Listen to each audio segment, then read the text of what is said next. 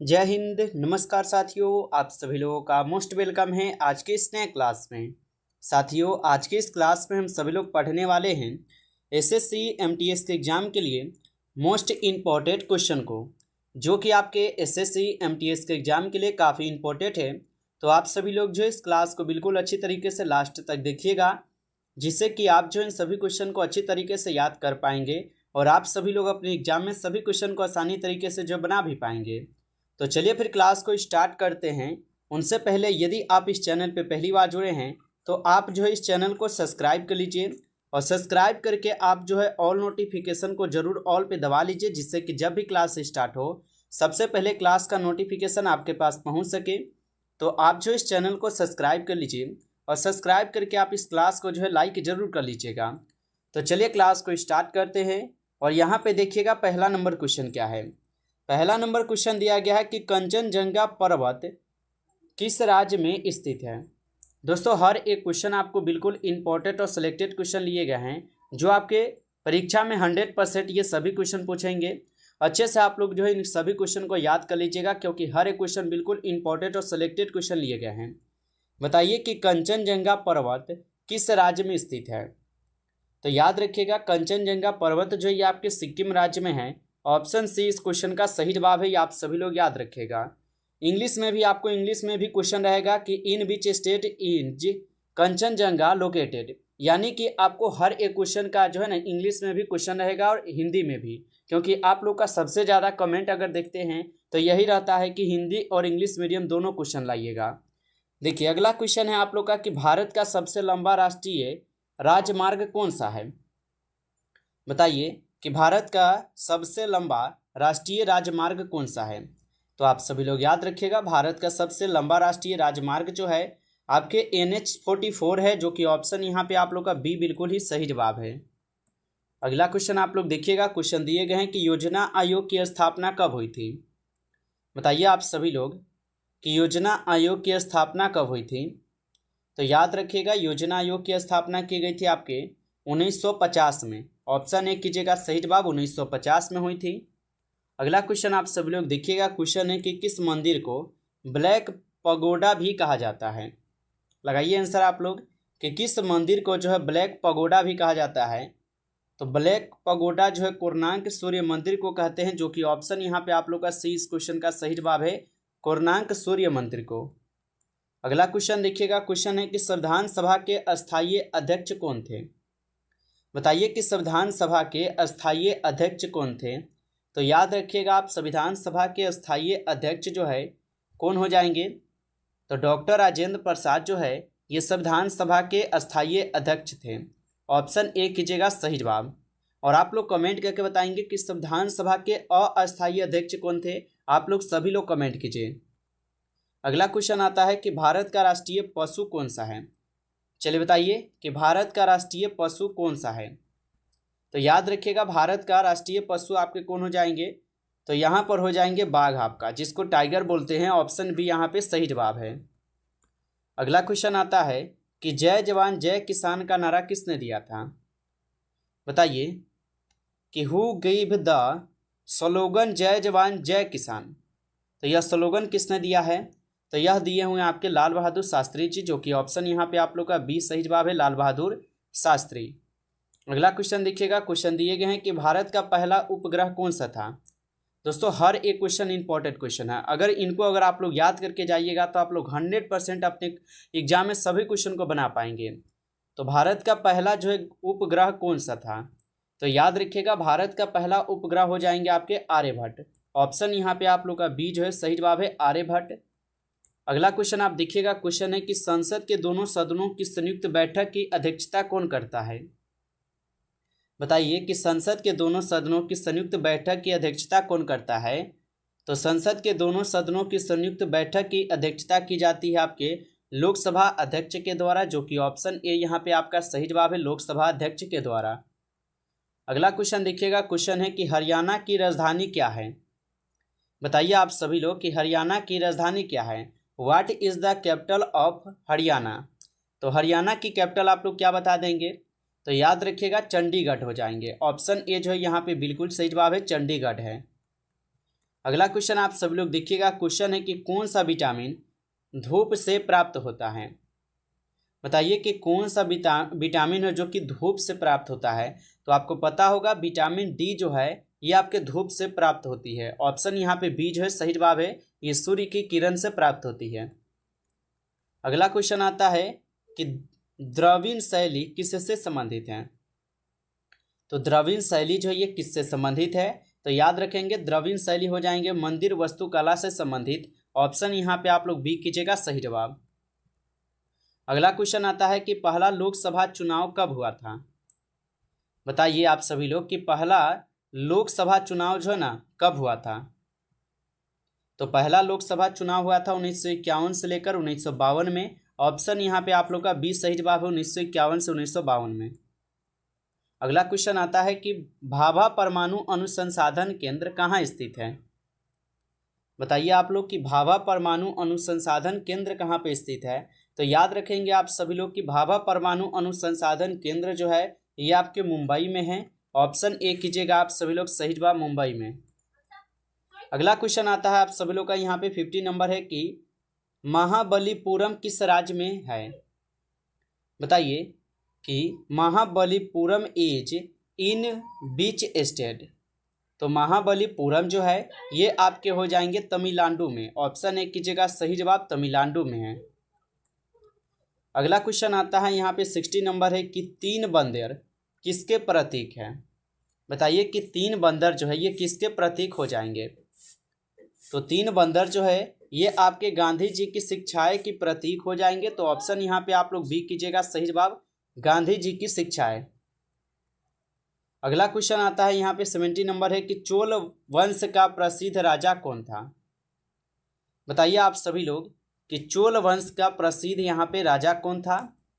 तो चोल वंश का प्रसिद्ध राजा थे आपके राजा चोल। ऑप्शन यहाँ पे आप सभी लोग जो बी कीजिएगा सही जवाब राज चोल हो जाएंगे। आगे देखिएगा आपका यहाँ पे क्वेश्चन है 80 नंबर है कि राष्ट्रगीत के रचयिता कौन है। बता दीजिए आप सभी लोग कि राष्ट्रगीत के रचयिता जो है ना कौन हो जाएंगे। तो राष्ट्रगीत के रचयिता हो जाएंगे बंकिम चंद्र चट्टोपाध्याय, जो कि ऑप्शन यहाँ पे आप लोग का बी इस क्वेश्चन का सही जवाब है, बंकिम चंद्र चट्टोपाध्याय हो जाएंगे। अगला क्वेश्चन आता है कि कौन सी नदी दक्षिण गंगा के नाम से जो है जानी जाती है। साथियों अभी तक आप इस क्लास को लाइक नहीं किए हैं तो आप लोग जो है इस क्लास को एक बार ज़्यादा से ज़्यादा लाइक कर लीजिए। और चैनल पे पहली बार यदि आप जुड़े हैं तो आप इस चैनल को सब्सक्राइब करके ऑल नोटिफिकेशन को आप जरूर ऑल पे दबा लीजिए, जिससे कि जब भी क्लास स्टार्ट हो सबसे पहले क्लास का नोटिफिकेशन आपके पास पहुंच सके।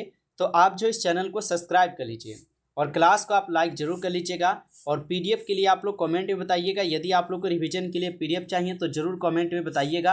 आप जो है क्लास को लाइक और चैनल को सब्सक्राइब करके जुड़े रहिए। तो कौन सी नदी दक्षिण गंगा के नाम से जानी जाती है। तो याद रखेंगे गोदावरी नदी हो जाएंगे। ऑप्शन यहाँ पे बी जिनका भी उनका सही जवाब है। अगला क्वेश्चन आता है कि भारत का पहला महिला राज्यपाल कौन थी। तो भारत की जो पहली महिला राज्यपाल थी ये कौन थी। तो याद रखेंगे ये आपके सरोजिनी नायडू हो जाएंगे, जो कि ऑप्शन यहाँ पे आप लोग का बी सही जवाब है सरोजिनी नायडू।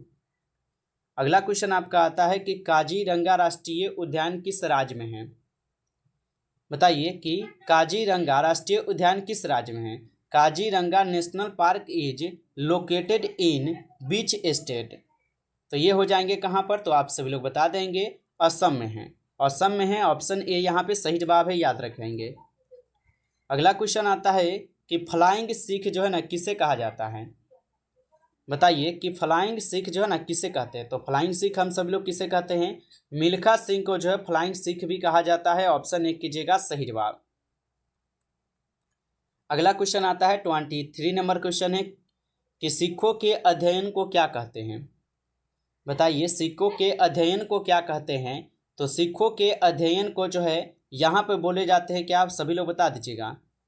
तो सिखों के अध्ययन को जो है नुमिज़मेटिक्स बोला जाता है। ऑप्शन यहाँ पे आप लोग भी कीजिएगा, नुमिज़मेटिक्स बोला जाता है। चलिए आगे देखते हैं। अगला क्वेश्चन देखिएगा। क्वेश्चन है कि संविधान के किस अनुच्छेद में राष्ट्रपति शासन का प्रावधान है।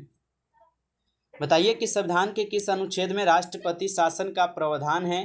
तो ये आपके अनुच्छेद 356 में यानी कि आर्टिकल आपके 356 में है। ऑप्शन सी कीजिएगा सही जवाब। अगला क्वेश्चन आता है कि पंचतंत्र के लेखक कौन हैं। बताइए कि who is the author of Panchatantra. तो पंचतंत्र के लेखक आपसे पूछा है तो विष्णु शर्मा लगा दीजिएगा। ऑप्शन यहाँ पे आपका बी जो है इस क्वेश्चन का बिल्कुल ही सही जवाब होगा। अगला क्वेश्चन देखिएगा। क्वेश्चन है मानव शरीर में सबसे छोटी हड्डी किस अंग में पाई जाती है। साथियों आप लाइक नहीं किए हैं क्लास को तो आप जरूर इस क्लास को एक बार लाइक कर लीजिए और चैनल पे पहली बार जुड़े हैं तो आप जरूर चैनल को सब्सक्राइब करके और नोटिफिकेशन को दबाकर जुड़ जाइए, क्योंकि बिल्कुल आपके 100% जो क्वेश्चन आपके एग्जाम में पूछेंगे वे सभी क्वेश्चन आपको करवा रहे हैं। आप लोग अच्छे से इन सभी क्वेश्चन को याद करते चलिए और डेली आप लोग क्लास कीजिए और आप लोग चैनल को सब्सक्राइब कर लीजिए। तो मानव शरीर में सबसे छोटी हड्डी किस अंग में पाई जाती है। तो ये आपके कान की हड्डी पाई जाती है। ऑप्शन यहाँ पे बी कीजिएगा सही जवाब। आगे आपका क्वेश्चन आता है निम्नलिखित में से चोरी चोरा एक्शन कब हुआ था। तो निम्नलिखित में से चोरी चोरा एक्शन कब हुआ था। तो याद रखेंगे 1922 में जो है चोरी चोरा एक्शन हुआ था। ऑप्शन डी इस क्वेश्चन का सही जवाब है 1922 में। अगला क्वेश्चन आता है निम्नलिखित में से दुनिया की सबसे लंबी पर्वत श्रृंखला कौन सी है। तो निम्नलिखित में से दुनिया की सबसे लंबी पर्वत श्रृंखला जो है कौन सी है। तो ये आपके एंडीज हो जाएंगे। ऑप्शन सी कीजिएगा सही जवाब एंडीज है। अगला क्वेश्चन आता है भारत के किस राज्य में रत्नागिरी बंदरगाह जो है स्थित है। तो भारत के किस राज्य में रत्नागिरी बंदरगाह स्थित है। तो याद रखेंगे महाराष्ट्र में है। ऑप्शन सी जो है इस क्वेश्चन का सही जवाब है महाराष्ट्र में। अगला क्वेश्चन आता है कि कम तापमान पर रासायनिक अभिक्रिया की दर हो जाती है। तो कम तापमान पर रासायनिक अभिक्रिया की दर जो है हो जाती है तो ये कैसी हो जाती है। तो धीमी हो जाती है। ऑप्शन ए कीजिएगा सही जवाब धीमी हो जाती है। अगला क्वेश्चन आता है निम्नलिखित में से इजराइल की संसद का नाम क्या है। तो निम्नलिखित में से इजराइल की संसद का नाम क्या है। तो याद रखेंगे नेसेट हो जाएंगे। ऑप्शन सी यहाँ पे सही जवाब है नेसेट। अगला क्वेश्चन आता है नवजात शिशु के शरीर में सबसे अधिक सक्रिय ग्रंथि कौन सी होती है। तो नवजात शिशु के शरीर में सबसे अधिक सक्रिय ग्रंथि कौन सी होती है। तो याद रखिएगा थाइमस होते हैं। ऑप्शन ए जो है सही जवाब है थाइमस होते हैं। अगला क्वेश्चन आता है यहाँ पे निम्नलिखित में से औरंगाबाद का नया नाम क्या है। तो निम्नलिखित में से औरंगाबाद का नया नाम क्या है। तो याद रखेंगे छत्रपति संभाजी नगर हो जाएंगे। ऑप्शन ए कीजिएगा आप सभी लोग यहाँ पे सही जवाब छत्रपति संभाजी नगर।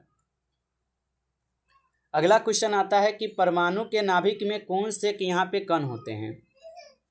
तो परमाणु के नाभिक में कौन से कण होते हैं। तो याद रखेंगे आप सभी लोग इसमें प्रोटॉन और न्यूट्रॉन दोनों होते हैं। ऑप्शन सी यहाँ पे सही जवाब है प्रोटॉन और न्यूट्रॉन। चलिए आगे बढ़ते हैं। अगला क्वेश्चन देखिएगा। क्वेश्चन है कि भारत का कौन सा राज्य दाल उत्पादक में अग्रणी राज्य है। बताइए कि भारत का कौन सा राज्य है जो कि दाल उत्पादक में अग्रणी राज्य हो जाएंगे। तो आप लोग याद रखिएगा ये आपके मध्य प्रदेश हो जाएंगे। ऑप्शन सी यहाँ पे इस क्वेश्चन का सही जवाब है। अगला क्वेश्चन आता है विश्व की सबसे बड़ी मीठे पानी की झील कौन सी है। तो विश्व की सबसे बड़ी मीठे पानी की झील कौन सी है। तो याद रखिएगा सुपीरियन झील जो है ये विश्व की सबसे बड़ी मीठे पानी की झील है। ऑप्शन ए सही जवाब होगा। अगला क्वेश्चन है निम्नलिखित में से भारत का 22वां राज्य कौन सा बना था। बताइए कि भारत का 22वां राज्य कौन सा बना था। तो याद रखेंगे आप सभी लोग सिक्किम राज्य जो है ये भारत का 22वां राज्य बने हुए थे। ऑप्शन बी सही जवाब है। अगला क्वेश्चन है निम्नलिखित में से नींबू में कौन सा अम्ल पाया जाता है। बताइए आप सभी लोग कि निम्नलिखित में से नींबू में कौन सा अम्ल पाए जाते हैं। तो याद रखिएगा नींबू में जो है आपके सिट्रिक अम्ल पाई जाती है, जो कि ऑप्शन ए यहाँ पे बिल्कुल सही जवाब दिए गए हैं, सिट्रिक अम्ल पाई जाती है। चलिए अगला क्वेश्चन आता है मानव शरीर में पायरिया रोग किस से संबंधित है। तो मानव शरीर में पायरिया रोग किससे संबंधित है। तो याद रखेंगे ये आपके मसूरों से संबंधित है। तो ऑप्शन सी यहाँ पे सही जवाब है मसूरों से। अगला क्वेश्चन आता है कि झूम खेती भारत के किस क्षेत्र में की जाती है। तो झूम खेती जो है यह भारत के किस क्षेत्र में जो है की जाती है? तो याद रखेंगे ये पूर्वी क्षेत्र में की जाती है। ऑप्शन ए यहाँ पे सही जवाब है, पूर्वी क्षेत्र में। नमस्कार साथियों, इस क्लास में कुल 40 क्वेश्चन थे जो कि काफ़ी इंपॉर्टेंट और सेलेक्टेड क्वेश्चन लिए गए थे। ये सभी क्वेश्चन आपके पेपर के लिए। यदि आपको क्लास अच्छा लगा है तो आप इस क्लास को जो है लाइक कर लीजिएगा। चैनल पे पहली बार यदि आप जुड़े हैं तो आप इस चैनल को सब्सक्राइब करके ऑल नोटिफिकेशन को आप जरूर ऑल पे दबा लीजिए, जिससे कि जब भी क्लास स्टार्ट हो सबसे पहले क्लास का नोटिफिकेशन आपके पास पहुंच सके। तो आप जो इस चैनल को भी सब्सक्राइब कर लीजिएगा। चलिए फिर मिलते हैं एक नई टॉपिक के साथ नेक्स्ट क्लास में। तब तक के लिए जय हिंद, जय भारत।